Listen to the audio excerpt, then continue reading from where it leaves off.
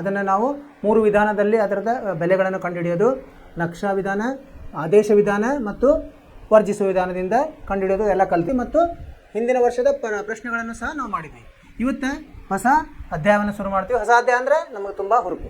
ಹೊಸ ಅಧ್ಯಾಯವನ್ನು ಶುರು ಮಾಡ್ತಾ ಇದ್ದೀವಿ. ಸಮೀಕರಣಗಳು 4ನೇ ಅಧ್ಯಾಯ. ಸೊ 4ನೇ ಅಧ್ಯಾಯ ವರ್ಗ ಸಮೀಕರಣಗಳು. ಇದರಲ್ಲಿ ನಿಮಗೆ 6 ಅಂಕಗಳದ್ದು ಇರ್ತದೆ. 6 ಅಂಕಗಳು ವರ್ಗ ಬಹುಪದೋಕ್ತಿ ಅಂತ ಅದನ್ನು ಕಲ್ತಿದ್ದೀವಿ.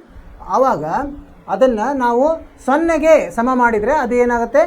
ವರ್ಗ ಸಮೀಕರಣ ಆಗ್ತದೆ ಅಷ್ಟೇ. ವರ್ಗ ಬಹುಪದೋಕ್ತಿಯ ಮೂಲ ರೂಪ ಏನಿತ್ತು? ax² + bx + c ಅಂತ ಇತ್ತು.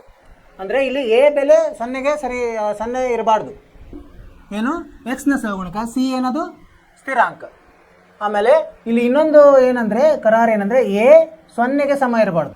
ಸರಳ ರೇಖೆ ಆದಂಗೆ ಆಗುತ್ತೆ. bx + c ಅಷ್ಟೇ ಉಳಿತದೆ. ಅವಾಗ ಏನಾಗುತ್ತೆ? ಅದು ವರ್ಗ ಸಮೀಕರಣ ಆಗಂಗಿಲ್ಲ. ಹೀಗಾಗಿ a ಇದಕ್ಕೆ 0ಗೆ